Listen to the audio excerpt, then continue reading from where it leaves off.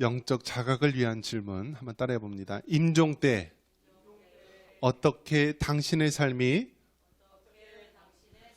같이 있었다고 요약하고 싶은가? 할렐루야. 자, 여러분에게 한번 물어보겠습니다. 여러분, 앞으로 여러분에게 남은 수명이 얼마나 됩니까? 우리 박 집사님, 집사님 남은 수명이 얼마나 되십니까? 한국인의 평균 수명이 여자는 한 86세, 남자는 한 83세, 2세 그 정도 되는 것으로 알고 있는데요. 평균 수명이죠. 평균 수명이라 하면 이제 일찍 죽는 사람은 더 일찍 죽고 또 더 오래 사는 사람 오래 살고 그래서 한 82세에서 85세 그 사이 왔다 갔다 하는 것 같습니다. 자, 근데 정답은 무엇이냐면 젊었다고 오래 사는 것도 아니고요. 나이 들었다고 빨리 죽는 것도 아니고 죽고 사는 것은 누구 손에 달렸어요? 하나님 손에 달렸어요. 모르는 거예요. 모르는 거예요. 자, 그렇기 때문에 죽고 사는 것은 오직 하나님만 아는 것입니다. 그래서 죽음에는 여러 종류가 있죠. 여러 종류가 있는데요. 이제 대부분 병에 걸려서 죽게 되죠. 이제 나이가 들고 또 노쇠하여서 이제 지병에 걸려서 죽는데요. 결국 마지막에 걸려서 죽는 병이 여러분 뭐로 죽는지 아세요, 여러분? 감기 걸려서 죽어요. 감기 걸려서. 감기 걸려서 감기를 이길 수 없으면은요, 그 폐렴이 되면서요, 그냥 마지막 죽는 경우가 많더라고요. 대부분 이제 여러 질병이 있는데요. 암 같은 경우에는 보통 짧게는 뭐 6개월, 그리고 보통 한 2, 3년 앓다가 죽게 됩니다. 대부분 이제 암에 걸리면은 우리나라 사람들은 물어본다고 합니다. 제가 얼마나 살 수 있을까요? 저에게 남은 시간이 얼마나 됩니까? 그러면서 한국 사람들은 암에 걸렸다면은요, 집 팔고 땅 팔고 모든 거 다 팔아가지고요, 신약, 좋은 약 사다가 얼마나 이렇게 고치려고 노력하는지 모릅니다. 그런데 그 신약이나 뭐 그런 걸 먹으면은요, 효과가 정말 있어요. 막, 효과가 났고 다 낫는 것 같은데, 한순간에 원상복귀 되고요, 그냥 무너져 버립니다. 근데 이 서양 사람들은요, 암에 걸렸다라고 하면은요, 그냥 앞으로 얼마나 삽니까? 얼마나 남았으니까 물어보지 않고요, 그냥 삶 속에 돌아가면서 정리를 한다라고 합니다. 그리고 막 이렇게 치료하려고 아웅다웅 하지 않고요, 그냥 평상시대로 이렇게 가족과 함께 시간을 보낸다라고 합니다. 여러분에게 만약에 그러한 시한부 인생이 딱 주어졌다면 여러분 무슨 생각을 하겠습니까? 대부분 갑자기 죽는 경우는 어떤 경우죠? 이 심장사와 뇌사인 경우 있죠. 심장질환과 뇌질환일 때, 즉 우리가 뭐죠? 심혈관 관련된 이 심장사, 또 뇌혈관 관련된 뇌경색이나 뇌졸중, 뇌출혈 이런 것 때는 그냥 거의 갑자기 의식이 없고 이제 응급실에 실려가서 이제 생명을 다하는 경우가 있습니다. 이럴 때는 준비를 할 수 있을까요? 없을까요? 못해요, 준비를요. 그래서 전혀 준비를 못하고 그 사람이 빛이 얼마나 있는지 또 꺼진 게 얼마나 있는지 아무것도 모르다가 그냥 돌아가시는 경우가 많습니다. 또 언제 또 갑자기 죽게 되죠? 요즘엔 이제 교통사고예요. 교통사고. 교통사고 나면은 바로 우리가 생명을 잃는 경우가 있는데요. 운전을 자기가 아무리 운전 잘한다 할지라도요, 다른 사람이 와서 부딪히면 소용이 없는 거예요. 어떤 사람은 그런 사람도 있더라고요. 나는 교통사고 나는 건 너무 무서워가지고요, 운전면허 안 딴다라고 하는 사람이 있어요. 그래서 그 사람은 다른 사람 차 타고 다닐까 안 다닐까요? 다쳐요. 다른 사람 차를 타고 다니다가요, 그 사람도 죽어요. 운전면허증 있는 사람만 죽는 게 아니라 어쨌든 운전면허증 없어도 죽게 돼요. 자, 이것이 우리가 살고 있는 생인데요. 여러분에게 마지막 그렇게 죽음의 순간에 임박했을 때, 오늘 말씀의 제목처럼 임종 때 어떻게 당신의 삶이 같이 있었다고 할 수 있겠는가? 여러분 한번 생각해 보십시오. 여러분이 만약에 오늘 저녁, 너무 빠른가요? 오늘 저녁 우리가 이 세상을 마친다고 했을 때 여러분의 삶을 돌아볼 수 있지 않습니까? 저도 이제 교통사고 경험이 있는데요.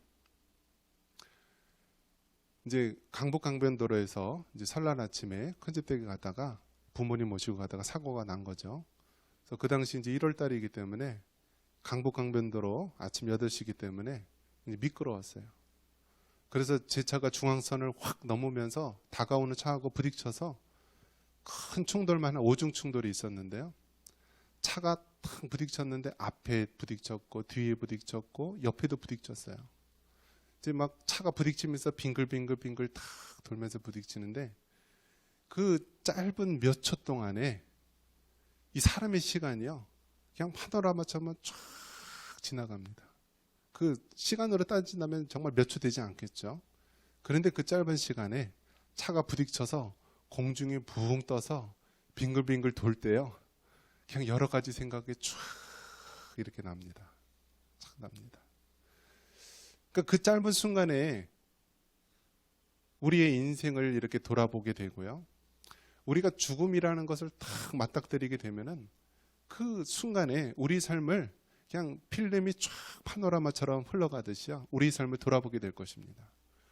그때 과연 여러분의 삶이 얼마나 보람이 되고 여러분의 삶에 얼마나 가치가 있었는가 돌아볼 수 있기를 바랍니다. 요즘엔 젊은 사람들이요. 결혼을 안 하려고 합니다.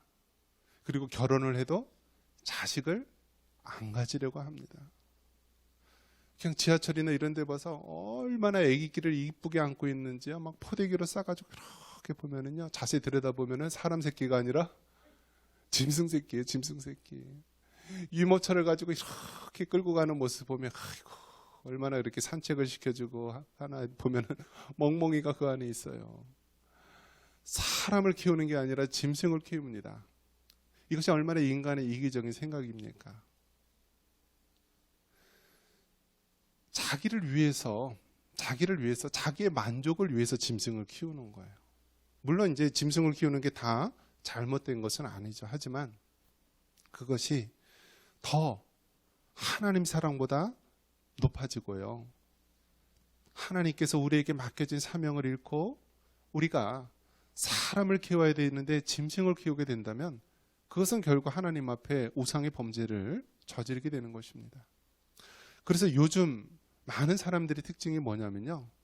이 사회를 뭐라고 얘기하냐면 포스트 모던 사회라고 합니다. 한번 따라해 볼까요? 포스트 모던 사회. 이게 포스트 모던 사회가 뭐냐면요. 포스트가 이후라는 뜻이에요. 이후. 그리고 모던이 뭐예요? 현대사회예요. 현대사회. 그러니까 현대사회 이후. 그러니까 근대 이후를 포스트 모던 사회라고 하는데요. 이게 무슨 얘기냐면 2차 세계대전 때 그 당시만 해도 얼마나 과학 문명이 발달하고 얼마나 사람들이 인류가 잘 살 거라고 생각을 했습니까? 그런데 사람들이 하는 꼴이 어떤 것입니까? 시커 무기 만든 다음에요. 사람들 죽이고요. 짐승도 사자도요. 이 죽이다가도요. 자기가 배가 부르면 죽이지 않는데 사람을 어떻게 해요? 2차 세계대전 때 유대인들을 자그마치 600만 명이나 죽이지 않습니까? 그게 바로 사람이에요. 사람의 죄성이에요. 그러니까 인류가 그렇게 과학 문명이 발달하고 학문이 발달하고 지식이 높아지면은 잘 살고 좀 평화로운 세상이 될 것 같지만 오히려 더 지옥과 같은 세상이 된다라는 거예요. 그래서 포스트 모던, 이 근대 이후의 사회의 풍조가 무엇이냐면 그런 거 다 소용없다. 과학 문명이 발전하고 뭐 학문이 발전하고 인류가 발전해도 다 소용이 없다. 그냥 나만 좋으면 된다. 내가 좋아하는 걸 하자. 그렇게 해서 이 포스트 모던 사회의 특징이 뭐냐면요. 사사기에 나왔듯이 그 많은 백성들이 자기 소견에 오른 대로 살아가듯이요. 이 포스트 모던 사회의 특징이 무엇이냐면 내가 좋으면 되는 거예요. 내가 좋으면. 야, 집에서 장가 가라, 결혼해라, 취업하고 건실하게 살아라. 그런데 요즘 젊은이들이요. 싫다는 거예요. 난 그냥 놀고 먹는 게 좋아요. 나는 내가 하고 싶은 거 할래요. 그리고 많은 사람들이 누가 뭐라고 해도 그냥 내 중심대로 살아가는 거예요. 그 적나라하게 인간의 그 죄된 속성 그대로 살아가는 것이 우리 사회입니다. 요즘에는 이 술을 보면은 여러분 알 수가 있습니다. 술이 도수가 높아요, 안 높아요? 이 담금주 같은 경우에는 한 40도 되나요? 굉장히 높죠. 근데 일반 마시는 술들은 과거에는 한 23도 그 정도였는데 지금 몇 도인지 아세요? 지금 18도, 16도 하여튼 계속 내려가 있죠. 그 이유가 뭐냐면 과거에는 술이 남자들의 전유물이었다면요, 이제는 여성들을 위해서 알코올 도수를 계속 내린다라고 합니다. 그래서 요즘 술 선전에 남자가 해요, 여자가 해요? 여자가 해요, 다. 이 참이슬 같은 거, 진로 이런 술 선전 보면은 다 여자들이 합니다. 또 요즘은 이 담배 같은 거 있잖아요. 담배는 대표적인 마약입니다. 그래서 영어로 보면 드러그라고 그래요. 드러그. 그냥 마약이라고 그래요. 그런데 이 담배는 허용해주는, 사회에서 허용해주는 그러한 마약인 셈이에요. 마약인 셈. 그런데 담배까지는 그래도 사회에서 용인을 하고, 우리나라 같은 경우는 어떻게 하죠? 이 담배인상공사에서 술이나 담배는 정부가 주도해서 그것을 판매하고 거기에 얻는 수익으로 세금을 얻고 하는데요. 미국 같은 경우만 하더라도요, 이 마약이라고 하는 마리화나, 이 마리화나가요, 그냥 어느 주에서는 그냥 담배와 같이 이렇게 피는 거예요. 그런데 어떤 주는 금지된 그러한 지역이 있고요. 그래서 뉴욕주에서는 지금 어떤 일이 벌어지냐면, 미국 뉴욕주 같은 경우도 이제 마리화나 이 담배, 이 마약이요, 이제 합법적으로 되는 거예요. 합법적으로. 그래서 거기 사러 가면, 이 상가에 이렇게 사러 가면은요, 꼭 우리나라 이렇게 뭐 담배 인삼 이런데 뭐 팔듯이요, 그 매장에 들어가면은, 난 요즘에 너무 그냥 쓸쓸하고 외롭고 힘들다, 그렇게 하면서 저 마리화나 이렇게 사러 왔다, 그렇게 해서 그거를 피는데요. 그것을 피면 여러분 어떻게 되는지 아십니까? 여러분, 군대에서 과거에는 어떻게 했죠? 고참이요, 막 밑에 사람들 막 때리고 막 얼차려주고 막 그러면서 마지막에 어떻게 하는지 아세요? 이 담배를 한 대씩 줍니다.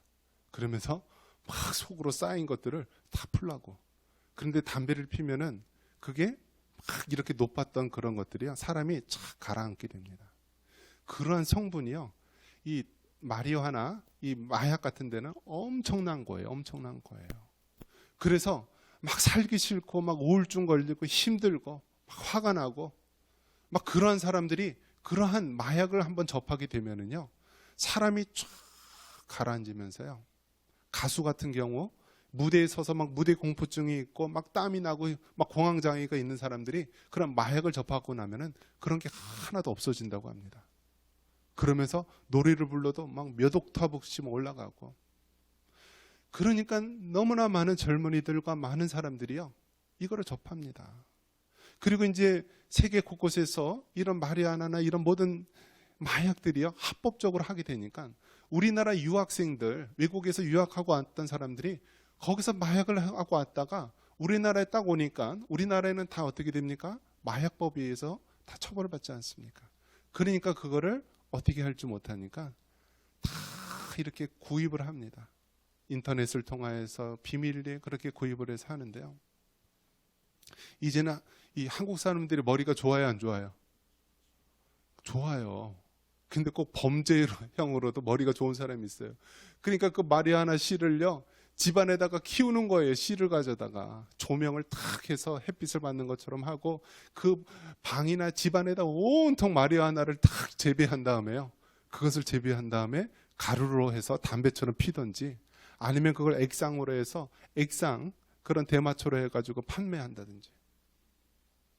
지금 우리가 살고 있는 사회가 바로 이 포스트 모던 사회, 개인적이고 이기적인 사회, 뭔가 그냥 살 수 없어서 현대인들이 너무나 많이 힘들고 어려워해서 마약이 아니고서는 살아가기 힘든 이 사회를 우리가 직면하고 있습니다. 그러한 사회 속에서 여러분이 한번 생각해 보십시오. 어떻게 우리가 살아가야 되는가? 어떻게 우리 자녀들과 어떻게 우리 손주들을 이 사회 속에서 살아가도록 할 수 있겠는가? 그런데 여러분, 마약보다 더 강한 것이 무엇인지 아십니까?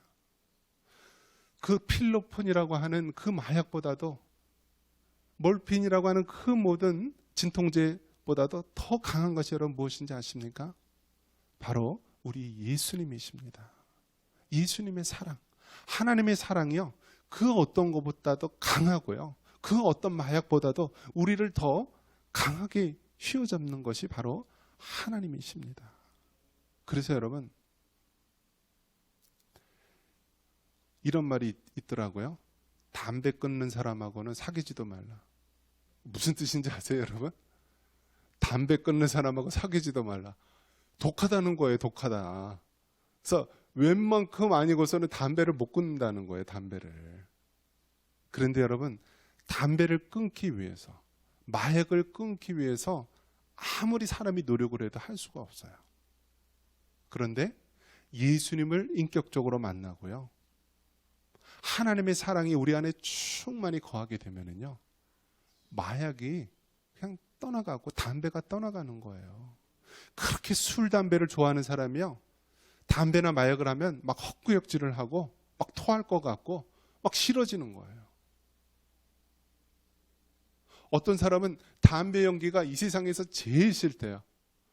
그래서 막 집집마다 막 이렇게 초 같은 거 이렇게 해놓으면서 어느 한순간에 하나님의 영이 그 안에 충만히 임하게 되고요, 하나님의 손이 우리를 사로잡게 되면은요, 그토록 좋았던 이 세상의 마약과 그토록 좋았던 이 세상의 쾌락이요, 다 끊어지게 되고 싫어지게 되는 거예요. 그것이 바로 하나님 사랑의 놀라운 역사인 것입니다. 요즘 우리 사회에서요, 자녀를 낳으면은 여러분 얼마 준다고 그러죠? 지역마다 좀 달라요. 그런데 뭐 서울 어떤 큰 지역에는 뭐 수백만 원씩 뭐 굉장히 많은 돈을 준다라고 합니다. 그런데 여러분 생각해 보십시오. 자녀를 낳는데 돈을 준다고 해서 많이 낳을 사람이 있습니까? 자녀를 한 명 키우는데요, 교육비나 이런 거 따지면 보통 한 2억 정도가 든다라고 합니다. 그러면 그 2억을 줍니까? 아무리 돈을 준다 할지라도 자녀를 낳을 수가 없는 거예요. 그럼 어떻게 되느냐? 교회에서부터, 우리 신앙인의 가정부터요, 자녀를 낳게 되면은요, 축복해주고, 자녀를 낳는 것이 가장 하나님의 큰 축복이요, 우리의 사명인 것을 우리가 알려줘야 되는 거예요. 자녀 한 명 낳으면 뭐 200만 원 준다, 1000만 원 준다, 그렇게 해서 애를 낳는 것이 아니라 우리가 자녀를 낳고 키우는 것이 하나님의 제일 되는 축복이다. 창세기 1장 28절에도 생육하고 번성하여 땅에 충만하라고 했는데, 자녀를 낳고 키우는 것이 하나님의 큰 축복이다라고 자녀들에게, 손주들에게 이야기를 해줘야 되는 거예요.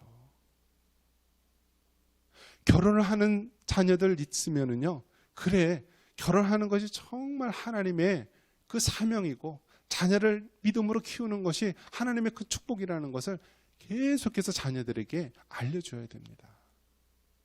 그래서 돈을 주어서 자녀를 낳게 하는 것이 아니라 바로 자녀를 낳고 키우는 것이 하나님의 축복이고 하나님의 사랑의 표현이라는 것을 우리의 자녀들과 우리의 후손들에게 계속해서 가르쳐야 됩니다. 과거에는 교회 부흥하기 위해서는 어떻게 했죠? 주일학교를 활성화시켰어요. 그래서 주일학교 아이들을 탁 데리고 오면 누가 오죠? 그 부모님도 오고요, 그 가족들이 이렇게 오게 됐어요. 근데 지금은 어떤 시대가 됐어요? 세상이 거꾸로 돼서요, 과거에는 주일학교에 어린이를 데려왔다면 지금은 누구를 데리고 와야 돼요? 노인을 데리고 와야 돼요. 노인을 데리고 오면 누가 와요? 자녀들이 오고요, 손주들이 오고, 이렇게 오는 것이에요.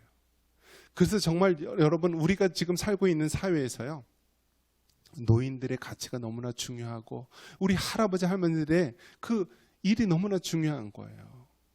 이제는 맞벌이 부부라고 해서요, 다 젊은 사람들이 나가서 돈 버는 시대가 됐고요, 며느리도 그렇고 딸도 그렇고 다 나가서 돈을 벌어요. 그러면 그 자녀들을 누가 돌봐야 되죠? 할아버지 할머니들이 믿음으로 그를 돌봐야 되는 거예요. 그리고 이 손주들을 어릴 때서부터 믿음을 심어줘야 되는 거예요. 믿음을 심어줘야 되는 거예요. 우리 과거에 어떻게 했죠? 가장인 남편이 혼자 벌어서요, 그 가족, 아내와 자녀들과 또 부모, 할아버지, 할머니들을 다 돌보는 시대가 됐어요. 그러면 그 집안의 3대가 한 가정이 살면서요, 서로 손주들도 돌봐주고요, 서로 믿음으로 양육할 수 있도록 하는 거예요. 지금 우리가 이렇게 바쁜 사회가 됐잖아요. 그렇기 때문에 우리가 해야 될 것이 무엇이냐면 우리의 자녀들 또 우리의 손주들을 위해서요, 믿음으로 그들을 양육하고 그대로 기도로 해줘야 되는 거예요. 그 손주들을 안고 그 손주들의 손을 잡고 내가 정말 믿음 안에서 살아갈 때 네가 잘 될 수 있다. 내가 정말 하나님 안에 살아갈 때 축복된 인생을 살아간다. 젊은 청년들에게 혼자 사는 것이 하나님의 뜻이 아니라 생육하고 번성하고 남과 여가 만나서 한 몸을 이루고 한 가정을 이루는 것이 하나님의 축복이다. 이 하나님의 사명을 잘 감당할 수 있다라면서 우리가 해야 된다는 것입니다. 오늘 저녁에 우리가 죽을 때 지금까지 한 것 아무것도 없고 생전해온 것이 짐승 몇 마리 키우고 고양이 몇 마리 키우고 그런 것으로 여러분 우리 생을 마감한다면 얼마나 여러분 그 삶이 절망적이고 하나님 보시기에 안타깝겠습니까? 하지만 우리가 그 마지막 순간에 내가 주님을 위해서 내가 이러한 일을 했구나. 내가 주님을 위해서 이 가정을 믿음으로 세웠고 내가 우리 예수님을 위해서 우리 자녀들을 신앙으로 키웠고 내가 주님을 위해서 교회에서 이렇게 헌신하며 섬겼구나. 결국 여러분 마지막 순간에 남는 것은 내가 주님을 위해서 하나님을 위해서 무엇을 했는가만 남을 것입니다. 여러분의 가진 돈도 천국에 갖고 갈 수가 없어요. 여러분이 가진 집이나 지산도 천국에 갖고 갈 수가 없어요. 우리가 마지막에 갖고 갈 수 있는 것은 주님을 위해서 내가 무엇을 했는가, 얼마나 헌신했는가, 내가 하나님을 위해서 얼마나 주님을 위해서 봉사하며 살았는가, 그것만 남을 것입니다. 여러분, 임종의 때 여러분의 삶이 정말 허무한 인생으로 끝나는 것이 아니라 하나님, 내가 주님을 위해서 지금까지 이토록 살아왔습니다. 내가 주님을 위해서 이 가정을 믿음으로 세웠습니다. 내가 주님을 위해서 이 하나님의 몸된 교회를 지금까지 섬기며 왔습니다. 라는 그러한 아름다운 고백이 남을 수 있기를 바랍니다. 그리고 여러분의 자녀들, 여러분의 손주들, 여러분의 가족들을 더 사랑해 주시고요. 그들을 더 믿음으로 끌어안아 주시고 그들이 정말 신앙으로 잘 될 수 있도록 그렇게 뒷바라지를 잘 해줄 수 있기를 바랍니다. 이것이 하나님께서 우리에게 원하시는 길임을 믿으시기 바랍니다.